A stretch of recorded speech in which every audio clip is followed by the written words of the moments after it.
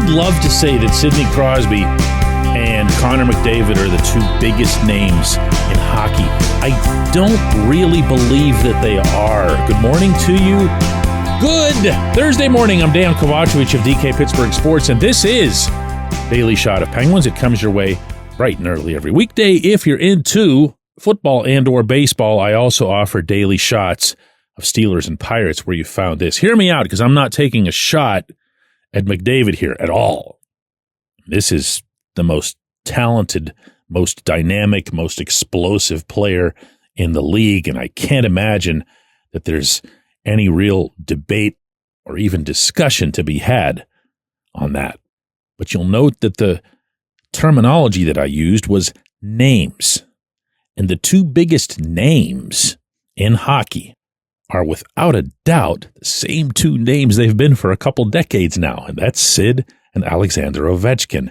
And over the next few months, as Ovechkin climbs hockey's most hallowed and once unthinkably unreachable individual record, you're going to see Ovi's name all over creation. You're going to see coverage unlike anything you've seen related to hockey. And I'm not talking about obvious coverage, NHL Network and whatever. I'm talking about the ESPNs, the various other big boys and print media and whatever else.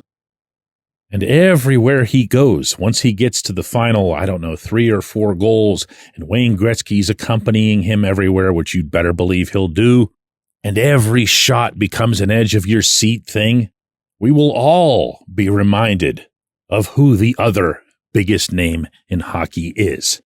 When it comes to Sid and McDavid, who incidentally happened to be sharing an ice surface here tonight in Pittsburgh, that's a 7:08 p.m. face-off at PPG Paints Arena between the Penguins and Oilers, doesn't really mean much to anybody, does it?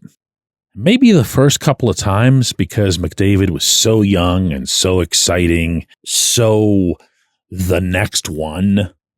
And we knew about him in Pittsburgh maybe before most because he was playing his junior hockey right up I-79 in Erie. But nothing's really come of it, has it? Sid versus McDavid. Bunch of reasons for that, too. One, and I say this respectfully, nothing's really come of McDavid when it comes to having some sort of global profile. He's hardly the Tiger Woods of hockey, if you know what I'm saying. For that matter, he's hardly the Michael Jordan of hockey in terms of the personality, the flair, the sense of humor. He's got not any of those things. I've been around him more than once, including when he was drafted. And it's not that he doesn't turn it on for the media, it's that he doesn't have anything to turn on. And if you think I'm being tough on him, just consider that the only marketing, the only ads or endorsements or sponsorships that he has are all north of the border. He's just a non-thing in the United States. Number two is that he's in Edmonton. Now, yeah, of course, there was a certain other guy in Edmonton once who transcended all of that. But then Gretzky transcended the sport. Gretzky was putting up numbers that were so far out of line with what had been achieved in the NHL to date that the only fair comparison point between him and any other professional in any other sport was to Babe freaking Ruth, when Ruth was hitting home runs before anybody else even really thought about putting the ball over the fence. That, of course, is not McDavid. McDavid is next. He's not better than Sid. He's just next after Sid. That said, Edmonton, Alberta isn't exactly the media capital of, well, it's not even the media capital of Alberta. At least I don't think it is. I always get a bigger vibe about Calgary. Maybe I'm wrong on that. That's just a feel thing from the many times I've been to both cities. Whatever the case, Edmonton's not on the way to anything. Third, what has the NHL done? What has the NHL done in any way, shape, or form to promote McDavid, much less some sort of fun, playful rivalry between McDavid and, say, Sid or whoever? Nothing. Nothing of the kind. This game tonight, you're going to think I'm making this up. This game tonight is not being shown anywhere in the United States other than right here in Pittsburgh, Pennsylvania, on the local provider, Sportsnet Pittsburgh. That's it. The end. It'll be on Sportsnet in Canada, and you know they'll build it up, but that's preaching to the choir. It really is. Where's ESPN? Where's TNT? Heck, where's NHL Network, for that matter? The answer, they don't care. They don't care.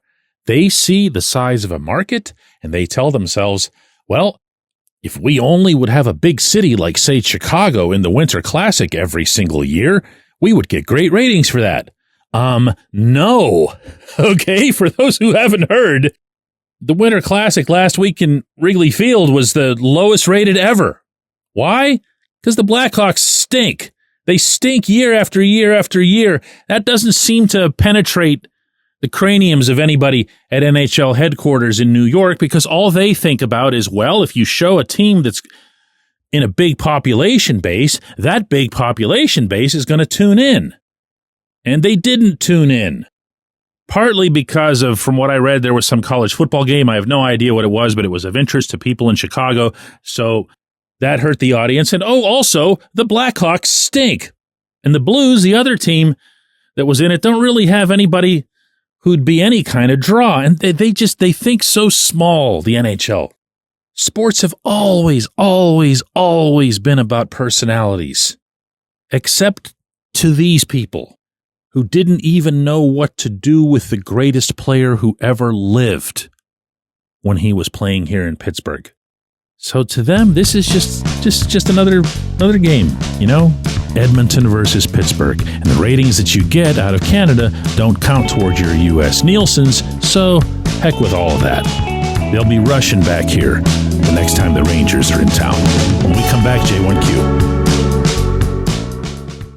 This episode is brought to you by Bet Online, your number one source for all your summer sports needs this season, from Major League Baseball, golf, NHL, NBA playoffs.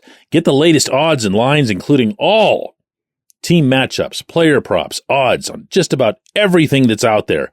Head to the website today or use your mobile device to get in on the action. Bet Online, where the game starts. Abandoned ship, Bob. Sell the team. Are you a Pirates fan who is angry or apathetic about our perennial losing baseball team? Do you feel helpless because you don't know how to make a difference? Well, good news. We have something you can do about it. Join our Sell the Team movement. We're a group of passionate fans voicing our frustration and demanding change through billboard campaigns, press outreach, protests, and involvement at local city government meetings. Go to OurTeamNotHis.com to get involved.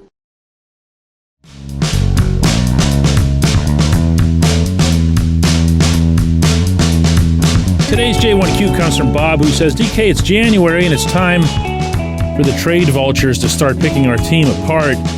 Do you think that the Penguins will ever have the capacity of not trading their future away?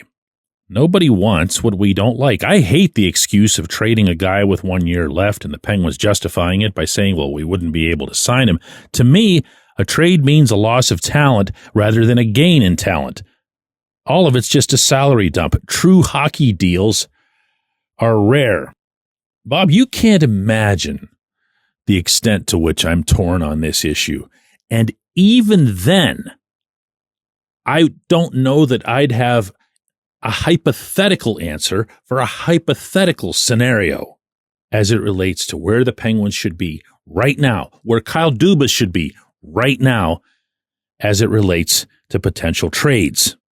I get the sense from the community, and Dubas, by the way, has expressed something very similar, that he hears this when he talks to fans of the franchise, that, yeah, there's an appetite for a real rebuild. There's an appetite for a whole new, younger wave of exciting players that everybody can get behind, or if you're new to the game, get on board. The way people really got on board...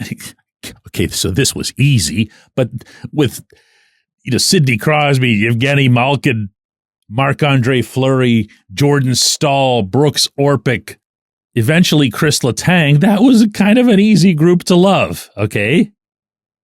Safe to say that most cities don't have it that easy. But I'm going to remind you here that it was not so long ago, just a handful of months, that the Penguins acquired Rutger McGroarty from Winnipeg in exchange for Braden Yeager. That was just a prospect for prospect trade. By the way, you talk about a rare type of deal in any sport. But McGroarty had people around here that just the idea of him coming here and him possibly even being the type of player that the Penguins would need, all the dynamic highlights from his collegiate career, all the energy, the wild celebrations, the dancing at the World Juniors. I got the sense that people were seriously stoked about this.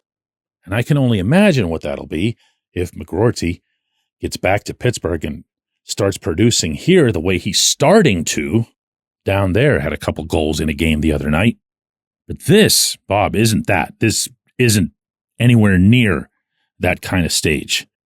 Ville Koivunen had a hat trick last night for Wilkes-Barre, and that's great, but that's also a really rare blip on an AHL roster where your all-star is going to be Emil Bemstrom. You'd have to make, several is too strong a term, but you'd have to make a couple of really, really significant trades to bring back a meaningful supply of genuinely promising prospects. You want an example? I'm going to make you cringe on purpose here. I'm not remotely expecting this to happen, but I'm going to give you the example. And that would be that you would trade Rickard Rakell at what might be peak value, at least at his age.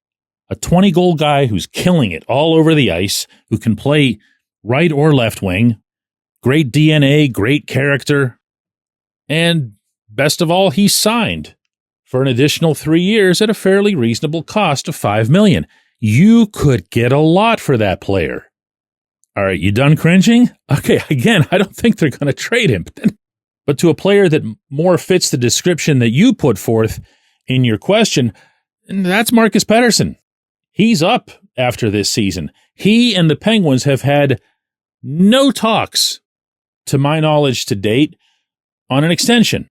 So he, to me, feels kind of the way Jake Gensel did at this time a year ago, where you'd better be doing something, meaning as a hockey team, or why would we keep this guy around? Now add to that Pettersson hasn't been anywhere near as consistent as he was last season.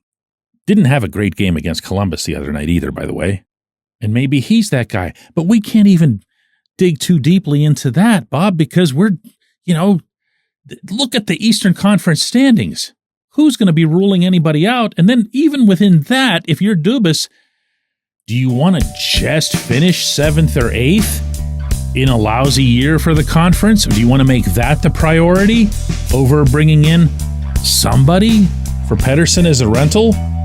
I appreciate the question. It's just too much. It's too much. I appreciate everybody listening to Daily Shot of Penguins. We'll do another one of these tomorrow.